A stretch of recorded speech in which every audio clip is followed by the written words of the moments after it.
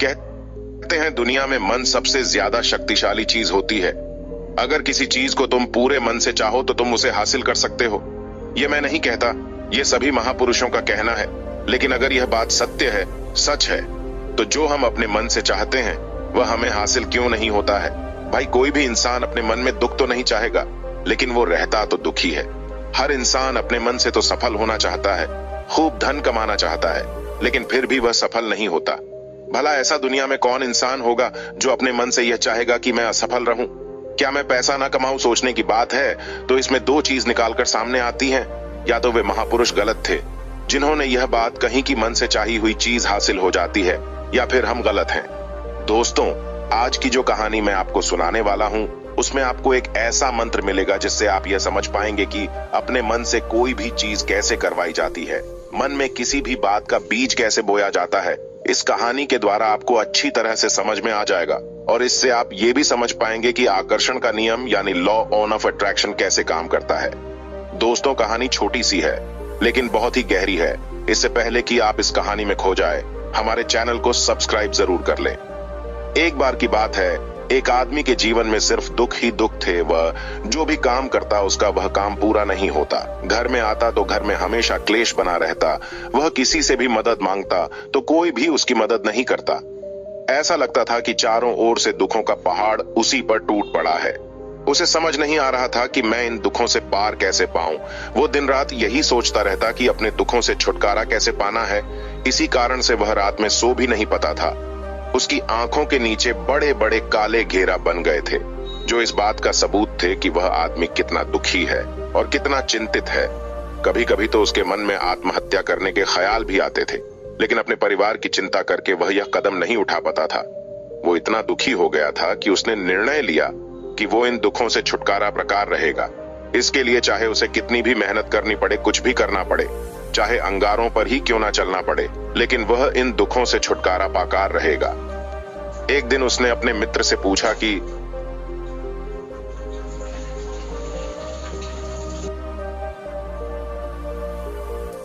मैं अपने जीवन को कैसे सुधारूं? उसके मित्र ने उसे बताया कि तुम किसी बाबा के पास जाओ। बाबाओं के पास ऐसा मंत्र होता है जिससे सारे दुख मिट जाते हैं, जीवन खुशियों से भर जाता है और धन संपदा भी हासिल हो जाती है। तुम किसी ऐसे बाबा को ढूंढ लो, बस तुम्हारा काम बन जाएगा। उस आदमी के मन में यह बात पूरी अच्छी तरह से बैठ गई कि कोई बाबा ही मेरा दुख दूर कर सकता है।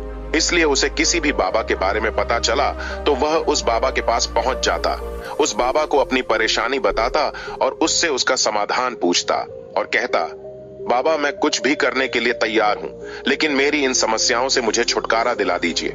आप जो कहेंगे वो मैं करने को तैयार हूं, लेकिन आप मेरे जीवन को सुधार दीजिए बाबा। उसे कुछ उपाय बता देते हैं और बदले में उससे दान दक्षिणा ले लेते हैं, और यह उपाय करने के बाद तुम्हारे घर में सुख शांति बनी रहेगी। बस इस उपाय को पूरी विधि के साथ करना। वह आदमी पूरी विधि के साथ उन उपायों को करने लगा, लेकिन बहुत उपाय करने के बाद भी उसके जीवन में कुछ बदलाव नहीं आया।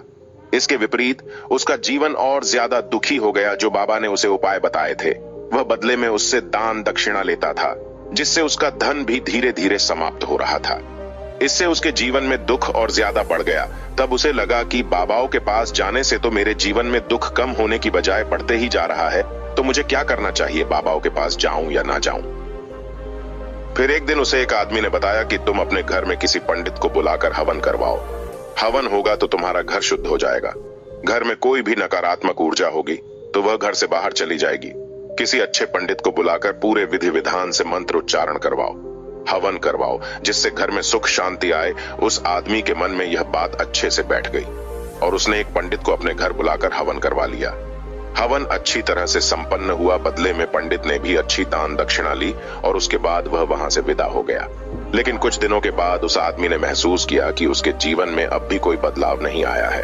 अब वो आदमी पूरी तरह से दुखी हो गया, ज्यादा परेशान हो गया। अब तो उसे लगता था कि मेरे जीवन में दुख कभी खत्म नहीं होंगे। यही सोच सोचकर उसका बुरा हाल हो गया। फिर एक दिन उसे अपने मित्र से एक ऐसे बाबा के बारे में पता चला जो समाधान बताने के लिए कोई दान दक्षिणा नहीं लेता था। उस आदमी को लगा कि यह बाबा दूसरे बाबाओं की तरह नहीं है, क्योंकि यह दान दक्षिणा तो लेता ही नहीं, और अगर दान दक्षिणा नहीं लेता तो सच में यह कोई सिद्ध बाबा होगा। यही सोचकर वह उस बाबा के पास पहुंच जाता है। जब वो आदमी वहां पर पहुंचता है तो वो बाबा ध्यान में बैठे हुए थे। यह देखकर वह आदमी वहीं पर चुपचाप बैठकर बाबा के ध्यान से बाहर आने का इंतजार करने लगा। थोड़ी ही देर बाद बाबा ने आंखें खोली तो सामने एक दुखी और परेशान युवक को देखा। बाबा उसकी आंखों के नीचे काले घेरे देखते ही समझ गए कि आदमी अपने जीवन से कितना परेशान है। उसे संबोधित करते हुए बाबा ने पूछा कि बच्चा, क्या चाहते हो? बाबा के पास क्या लेने आए हो? उस आदमी ने कहा कि बाबा, मैं अपने जीवन से बहुत ज्यादा परेशान हूँ। मैंने अपने दुखों को दूर करने के लिए बहुत सारे रास्ते अपनाए, हर वो तरकीब करके देखा जो किसी बाबा ने मुझे बताई, हर वह काम किया जो किसी भी इंसान ने मुझे करने को कहा, लेकिन मेरे जीवन के दुखों में कोई कमी नहीं आई। बाबा, इसके विपरीत मेरे जीवन में दुखों में बढ़ोतरी हो गई। मुझे समझ नहीं आ रहा कि मैं क्या करूं। कभी कभी तो मैं सोचता हूं कि आत्महत्या कर लूं, लेकिन अपने परिवार के बारे में सोचकर मैं ये कदम नहीं उठा पाता। बाबा, मैंने आपके बारे में बहुत सुना है और बहुत उम्मीद के साथ आपके पास आया हूं। कृपया मुझे कोई ऐसा मार्ग बताएं जिससे मुझे अपने दुखों से छुटकारा मिल जाए। मैं अपने दुखों से छुटकारा पाने के लिए कुछ भी करने को तैयार हूं। आप मुझे कोई भी रास्ता बताएं, चाहे वो रास्ता कितना भी कठिन क्यों ना हो, मैं उसको पार करके रहूंगा। बाबा ने महसूस किया कि ये आदमी तो सच में ही बहुत परेशान है। बाबा ने उसकी बात सुनकर कहा कि बच्चा, दुखों को दूर करने के लिए मंत्र ऐसे ही नहीं मिलते। मंत्र पाने के लिए कुछ करना पड़ता है।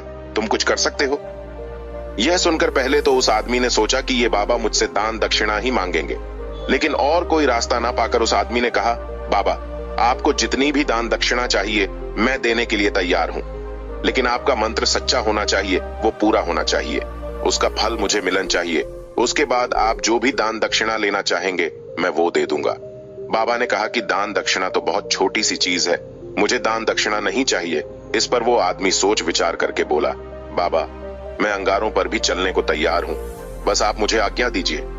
बाबा ने कहा कि अंगारों पर चलने वाली छोटी चीज मैं तुमसे नहीं करवाने वाला। मैं जो तुमसे करवाने वाला हूं वह बहुत कठिन मंत्र है, तुम उसे पूरा कर पाओगे। उसने कहा, बाबा, आप मुझे बताइए तो सही, मुझे करना क्या होगा?